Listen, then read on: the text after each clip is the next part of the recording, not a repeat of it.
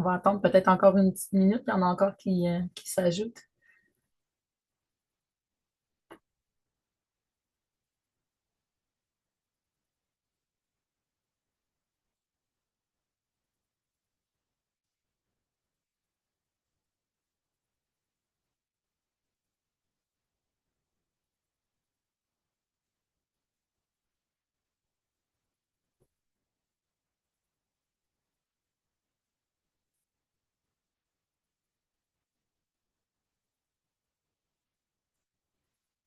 OK, donc je vais commencer parce qu'on a seulement 1 heure et demie. Euh, Puis on a le tour d'horizon ainsi que la consultation citoyenne en collaboration avec Ma Place au Travail et la Fédération de ressources. Donc, on va avoir, on a quand même une belle heure et demie chargée. Donc, je vais commencer tout de suite. Bonjour à toutes, bienvenue à cet événement qui, comme je le disais tantôt, combine un tour d'horizon du mouvement Allaitement du Québec et la consultation citoyenne en collaboration avec Ma Place au Travail et la Fédération de ressources. Je suis vraiment heureuse de vous retrouver aujourd'hui pour cette rencontre qui va porter sur les besoins des familles allaitantes en service de garde. Donc, avant de commencer, quelques petites précisions importantes. Je l'ai dit au tout début pour les premières qui sont arrivées, mais on enregistre seulement la partie du tour d'horizon, donc à partir de la consultation. Donc, après une demi-heure, on va arrêter l'enregistrement. Mais pour le tour d'horizon, c'est enregistré. On va pouvoir le mettre sur la chaîne YouTube du MAC. Il va y avoir une partie, en fait, après le tour d'horizon, il va y avoir une période de questions. Donc, on va vous inviter à partager vos questions de vive voix pour favoriser l'échange. Vous pouvez quand même nous les inscrire là, si vous préférez au niveau du chat, mais c'est toujours le fun de pouvoir parler de vive voix. Donc, aujourd'hui, nous avons le plaisir d'accueillir 2 femmes qui vont nous partager leur expérience et leur vision de l'allaitement en service de garde. Nous avons Alison Tremblay-Racine, coordonnatrice à la municipalité de Saint-Féréol-des-Neiges. C'est une municipalité qui a été récipiendaire de l'appel à projet du MAC. En fait, c'est notre seule municipalité qui a reçu, qui a fait partie de l'appel à projet 2025-2026, puis qui est en train de mettre en place des mesures concrètes pour soutenir les familles allaitantes. Et on a aussi Nolwenn Franchet, ancienne directrice d'un service de garde de style Montessori, qui a elle-même vécu la conciliation allaitement-travail et qui a accompagné de nombreuses familles dans la démarche, dans le fond, dans son service de garde, au niveau pour les accueillir au niveau de l'allaitement en milieu de garde. Donc, je vais leur laisser la parole. Si vous voulez vous présenter, Alison, c'est toi que je vois en premier. Si,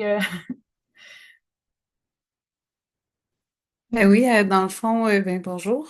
Comme il a été mentionné, c'est ça, je suis coordonnatrice là, aux communications à la municipalité de Saint-Féréol-les-Neiges. Donc, l'initiation du projet n'est pas nécessairement dans mon mandat directement, dans ma liste de tâches au quotidien, mais j'ai 4 enfants, dont une qui est assez jeune, là, qui a 2 ans, qui va avoir 2 ans, qui est encore allaitée. Puis, j'ai rarement pris de congé de maternité tout court, en fait, souvent incomplet, en continuant de travailler. Donc, jongler avec les services de garde, la continuité de mon allaitement puis mon travail, c'est quelque chose qui a été là, un grand défi. Puis, j'ai essayé d'inclure ça dans mon mandat de travail aujourd'hui pour éviter ça à d'autres personnes.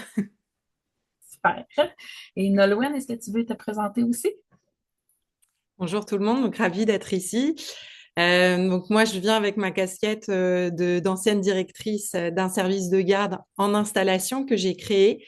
Donc on a eu à réfléchir à la création d'une politique d'accompagnement des nourrissons, particulièrement des poupons, dans leur intégration, en intégrant aussi évidemment l'allaitement maternel quand les mères souhaitaient continuer leur projet.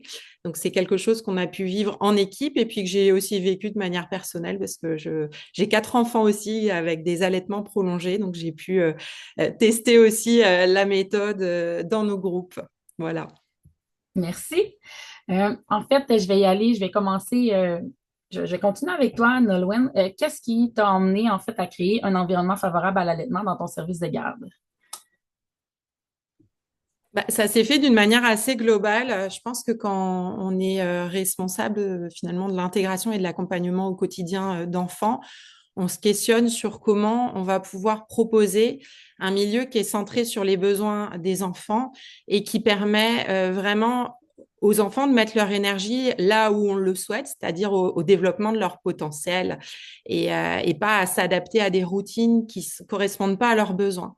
Donc, finalement, l'accompagnement de l'allaitement maternel s'est fait de manière assez naturelle, si je puis dire.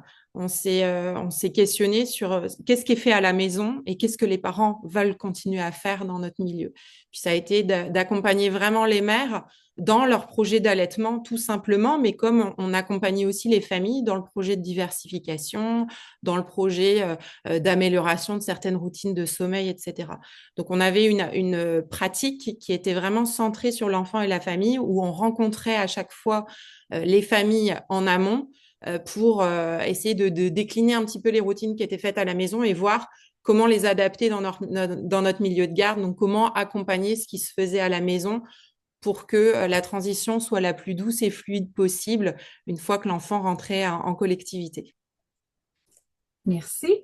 De ton côté, Alison, je sais que là, c'est un projet qui va naître en janvier, si je ne me trompe pas, mais est-ce que tu veux nous expliquer qu'est-ce que vous êtes en train de mettre en place, en fait, à Saint-Péréol-des-Neiges?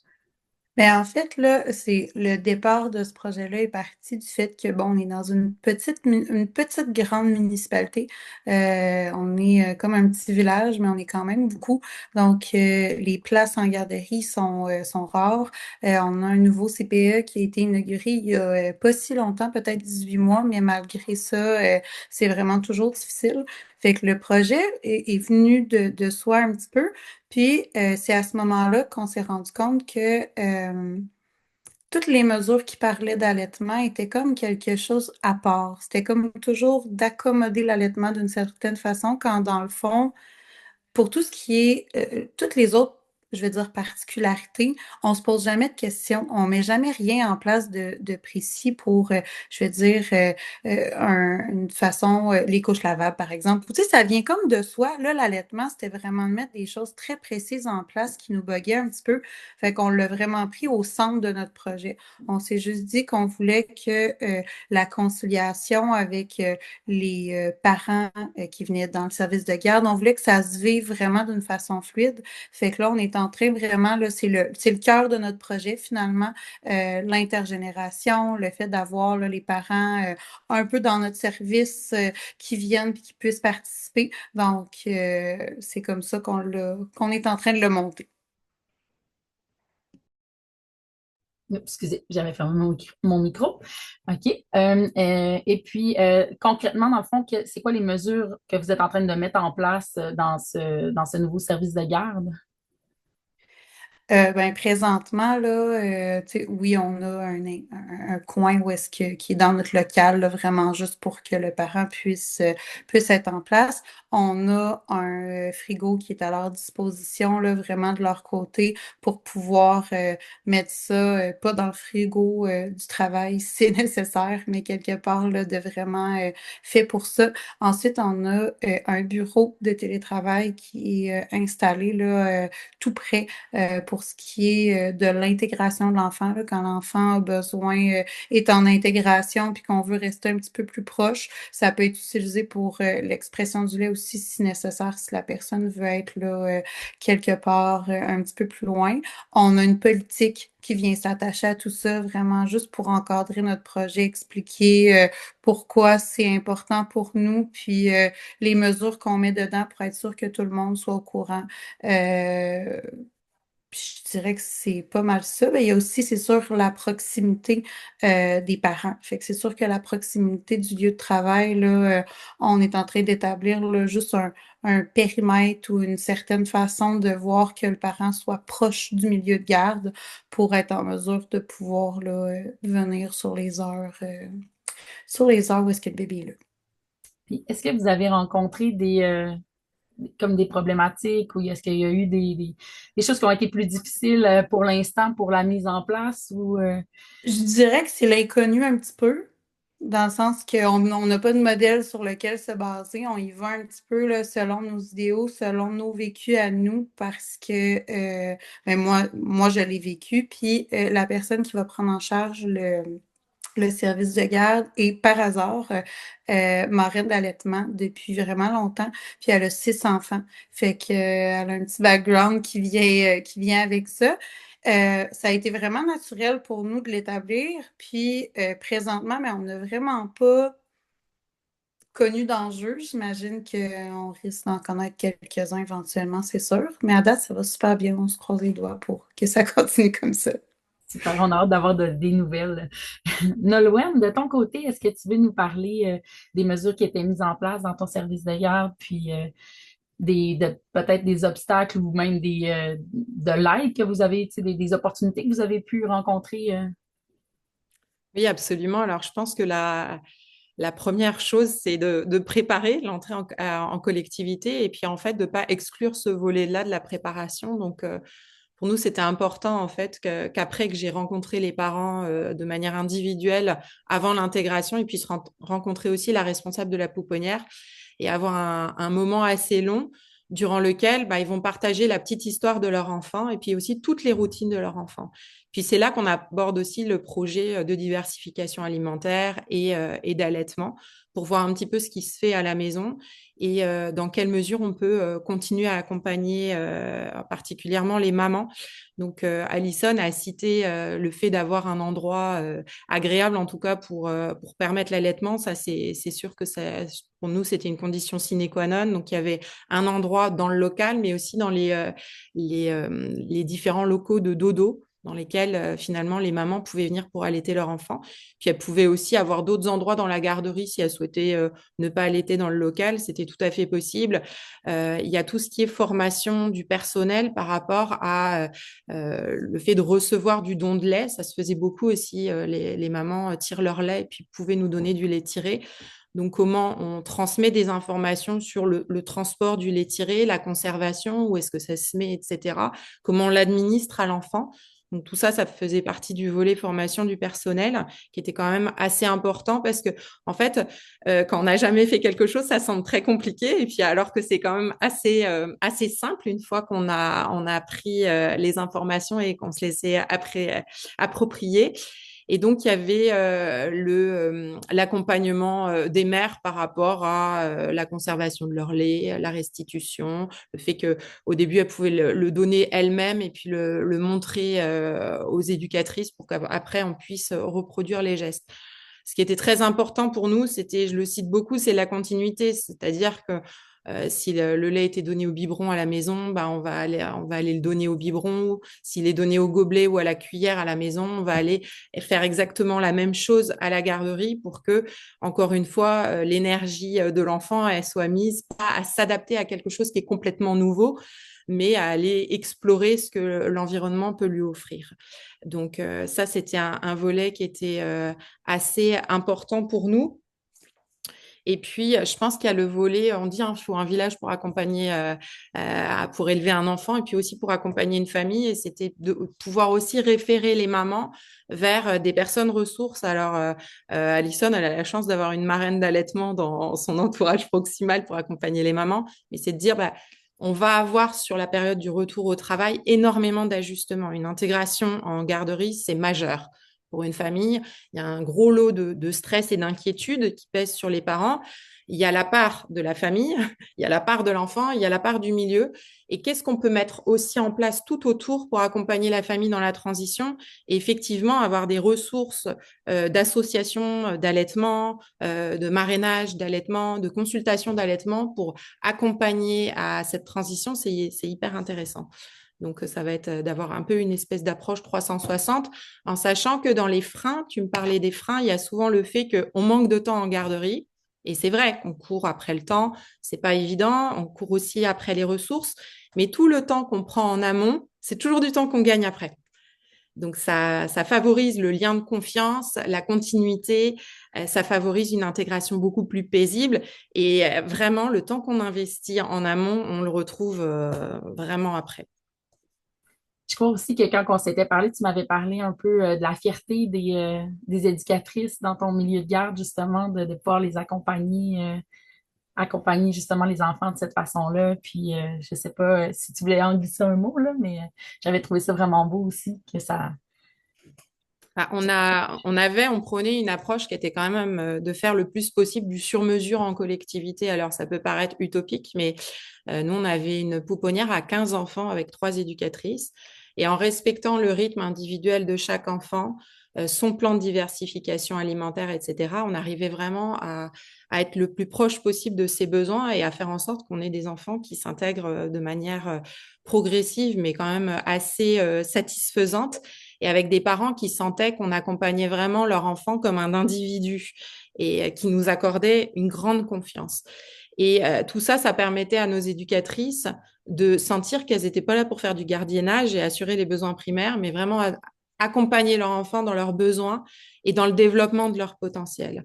Et donc, à chaque fois, c'est du gagnant-gagnant. C'est-à-dire que les parents sont heureux parce qu'ils sentent qu'on les considère dans leurs individualités. Les enfants, évidemment, s'intègrent bien, sont joyeux, sont reposés, sont accompagnés dans leurs besoins de base, mais ce qui laisse aussi de la place pour pouvoir justement explorer et s'adapter à beaucoup de changements. Donc, on a des enfants qui, quelque part, intègrent aussi rapidement les contraintes de la collectivité et ils sont joyeux, pleurent moins, sont moins fatigués, etc.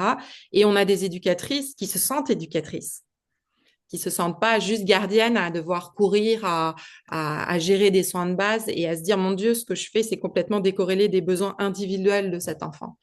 Donc, on considère vraiment que quelque part, les parents sont experts en leur enfant et qui vont nous donner sur ces entretiens individuels avant l'intégration la clé pour comprendre ce qu'est leur enfant, pour que nous, on puisse préparer un environnement qui va venir répondre aux besoins de leur enfant.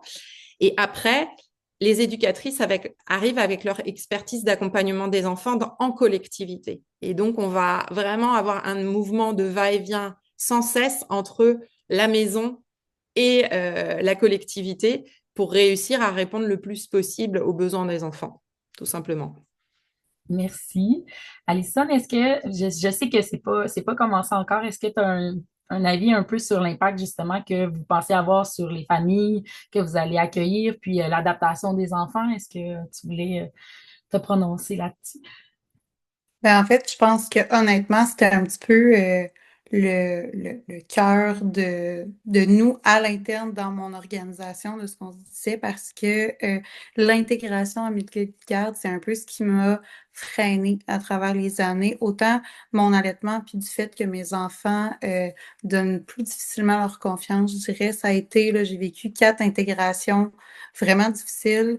euh, qui font que mes enfants ont presque pas fréquenté le milieu de garde. Fait que le but, c'était vraiment d'avoir cette transition-là, d'être capable de recréer, comme on disait, là, la routine, de recréer des habitudes qu'ils ont à la maison pour avoir l'impression que c'est vraiment un petit peu comme chez eux. De pas qu'ils se sentent vraiment comme à la garderie en attente que papa, maman viennent les chercher, de sentir que c'est comme juste une fluidité d'une place à l'autre, comme quand on va chez mamie puis qu'on se sent un peu chez eux. Tu sais, vraiment de garder ce côté-là très familial. Euh, Parce que justement, c'est ça, vivre des enjeux, là, c'est plate pour tout le monde. Après ça, il y a, ça me rejoint vraiment là, quand parle du temps qu'on prend avant, qu'on vient le récupérer plus tard, parce que justement, une intégration précipitée, une intégration qui est difficile, après ça, ça joue sur le sommeil et la patience de tout le monde. Fait que non, on pense vraiment que ça va être la clé du succès, on l'espère. Je vous le souhaite. Pour terminer, dans le fond, le tour d'horizon, j'aimerais savoir s'il y avait quelque chose que vous aimeriez voir ou changer ou se développer davantage pour mieux soutenir les familles allaitantes dans les services de garde. Moi, je pense qu'il y a quelques croyances à déboulonner. Donc ça va prendre sans doute un petit peu de temps, mais de se dire que finalement, un enfant allaité, c'est un enfant qui est plus difficile à intégrer. Et donc, on se retrouve des fois avec des mamans qui sont en pleurs à venir dans notre bureau avant l'intégration en disant, mon Dieu, il va falloir que je le sèvre. Puis ben, on sait qu'effectivement, la période d'intégration, c'est énormément de changements pour l'enfant et qu'il a besoin d'une continuité rassurante. Donc, aller sevrer un enfant juste avant d'une intégration, c'est quand même pas forcément la meilleure idée à avoir. Donc, c'est peut-être essayer de déboulonner ces croyances-là. Et puis, se dire que finalement, un enfant allaité, c'est un enfant qui est peut-être moins, j'utilise vraiment des guillemets, autonome affectivement, qui va avoir besoin de plus de proximité, qui va être moins capable d'explorer, etc. Encore une fois, un enfant, un poupon qui rentre en pouponnière, c'est un petit être qui a besoin de relations, qui a besoin de contact, qui a besoin de proximité. Et là, il y a aussi des choses à défaire des fois dans les représentations qu'on peut se faire en se disant, mais en fait, on peut faire de la proximité quand on est en garderie avec du portage, avec des objets transitionnels et on peut travailler vraiment main dans la main avec les parents pour offrir ce qu'il y a de meilleur aux enfants et puis pour pouvoir accompagner les mères, encore une fois, dans leur projet d'allaitement. Si la mère souhaite sevrer, qu'on puisse l'accompagner de manière à ce que ça se fasse doucement, progressivement pour la famille, mais si elle souhaite continuer d'allaiter, qu'on soit vraiment des alliés là-dedans. De ton côté, Alison, est-ce que tu avais quelque chose à rajouter? Ben, de mon côté, en fait, c'était présentement là, de la façon où est-ce que on se rend compte en travaillant avec le CPE coordonnateur aussi, c'est que c'est un petit peu plus, je dirais, inhabituel de voir d'accueillir les parents, pas nécessairement à n'importe quelle heure du jour, mais autant dans le milieu de garde, sont vraiment habitués à avoir vraiment plus l'arrivée puis le départ. Fait que c'est un peu ça, je pense que autant les gens à qui on parle de notre projet présentement ont l'impression qu'il va avoir vraiment beaucoup de va-et-vient, que ça va être difficile, que l'enfant va faire une crise dès que le parent va repartir travailler, par exemple, ce genre de choses-là. Donc, j'ai l'impression qu'il y a des petites idées préconçues qu'on va avoir là, à défaire, puis on se bute là-dessus un petit peu présentement, mais on a de l'espoir. Merci. Je laisse aux gens, là, si vous avez des questions, s'il y a quelqu'un qui aimerait faire un commentaire, poser une question, n'hésitez pas. Vous pouvez ouvrir votre micro, l'écrire si vous êtes plus à l'aise, lever votre main.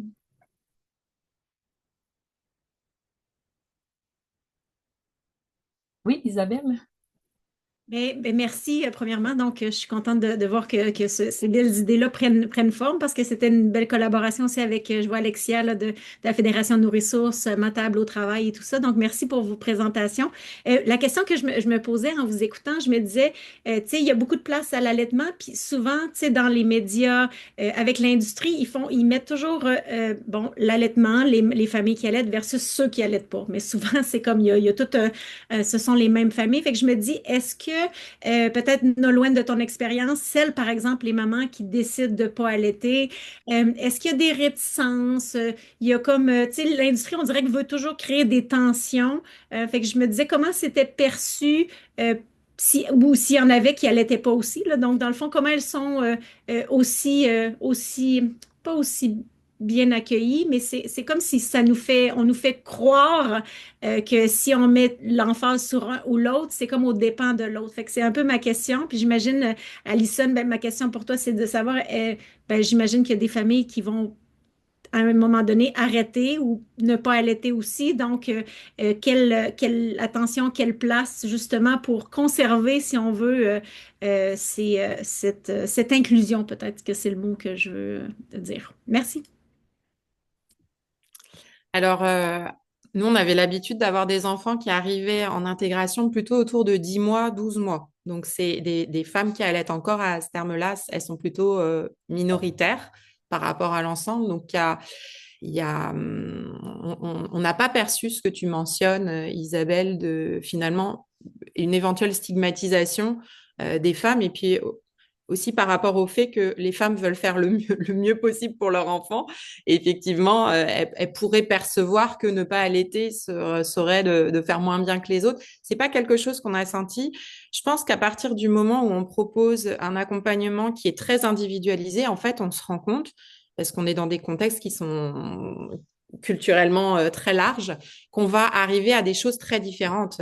Nous, on avait des enfants qui étaient d'un point de vue alimentaire à la diversification menée par l'enfant, la DME. On en avait qui mangeaient comme leurs parents, on en avait qui mangeaient que de la purée, on en avait dont le régime alimentaire aurait eu besoin d'être diversifié un petit peu plus. On avait des enfants qui avaient des troubles de l'oralité. Les enfants sont tellement différents que les parents percevaient qu'il y avait quand même une diversité dans ce qui était proposé. Donc, c'est sûr que de notre côté, on n'avait pas d'affichage. Peut-être que si on avait de l'affichage dans le sens de promotion de l'allaitement maternel, on aurait pu ressentir ça. Nous, on avait fait le choix de ne pas avoir d'affichage, mais d'avoir vraiment un temps d'exploration assez long, comme je l'ai répété, avant l'intégration, de manière à prendre les familles là où elles étaient. Donc, dans quelle mesure, finalement, en essayant de ne pas stigmatiser qui que ce soit, on n'encourage pas, c'est toujours un petit peu ce dosage-là. Je pense qu'à partir du moment où on tisse un lien de confiance avec les éducatrices, notre rôle, en tout cas comme personnel éducateur, c'est d'aller vraiment renforcer les familles dans leurs compétences parentales. Et c'est de leur dire, vous êtes des experts en votre enfant, on est là pour vous et on est là pour vous accompagner, et de se dire que quelque part, on va vraiment aller chercher les compétences et l'expertise parentale et qu'on va aller chercher la nôtre, et que tout ça, ça va faire que l'enfant va bénéficier du meilleur accompagnement possible. Donc, on va être plutôt à essayer de souligner les bons coups. Mais le reste, d'un point de vue personnel, c'est pas quelque chose que j'ai ressenti. Et encore une fois, il y a tout le côté d'abord écoute, de dire quel est ton projet. Et si c'est ton projet, c'est le bon. Alison, je te laisse rebondir au niveau de ta Oui, question. ben de notre côté, en fait, là, c'est que c'est aussi parti du fait qu'on a un village très axé sur l'intergénération.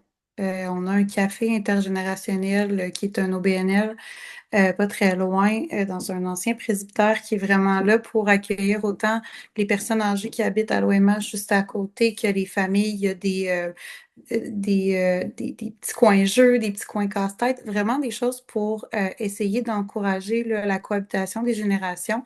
C'est quelque chose qu'on essaye de transposer dans plein d'événements au niveau de la municipalité, autant les activités à la bibliothèque que les loisirs. Donc, c'est venu se greffer automatiquement à notre projet.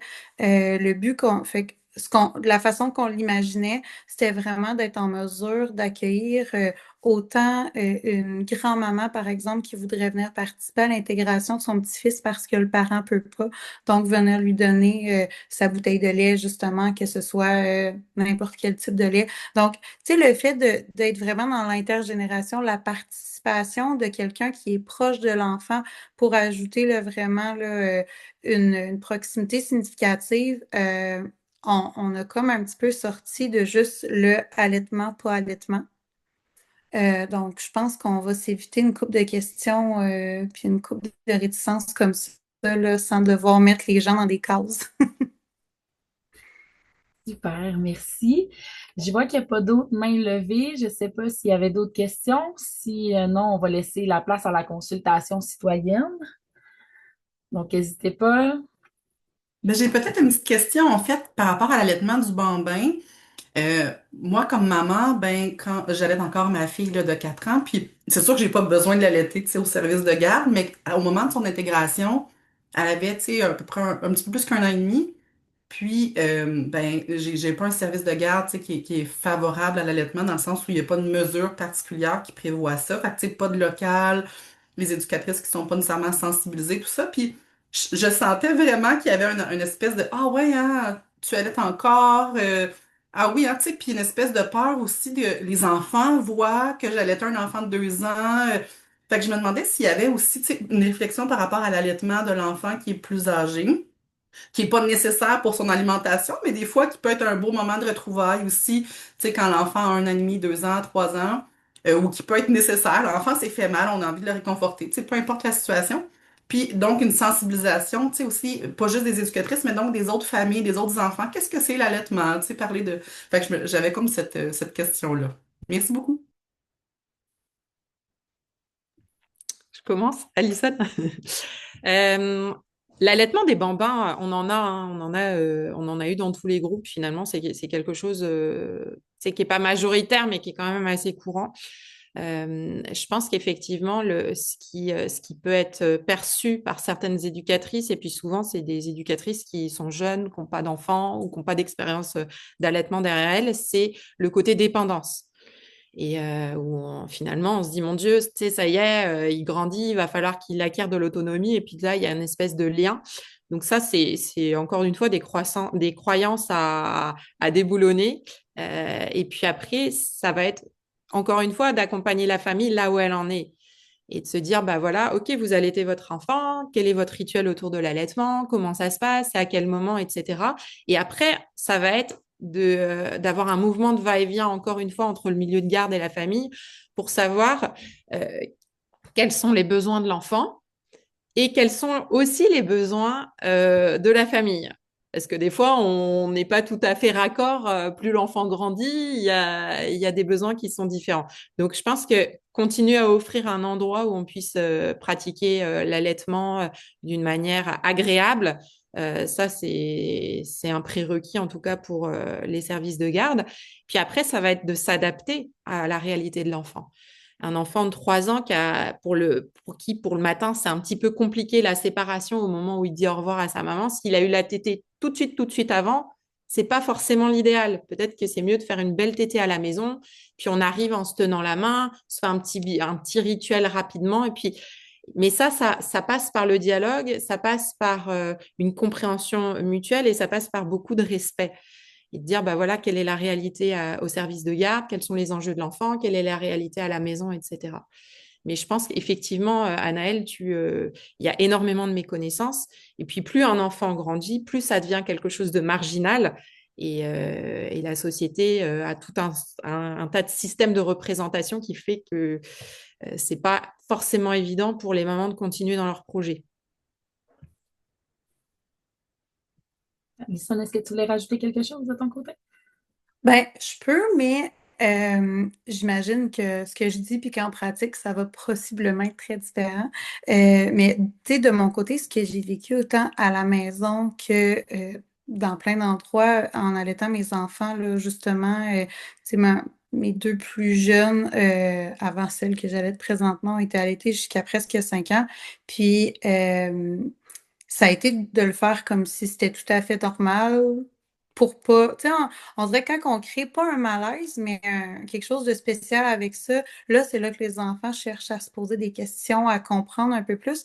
Moi, les amis de mes enfants m'ont toujours vu allaiter dans le salon, ont toujours dit, ah ben, coudonc, surprise 2 minutes, puis après ça, ça se passe bien. Fait que j'ai vraiment espoir qu'en l'intégrant au quotidien, ça devienne juste vraiment la norme puis que ce soit super normal.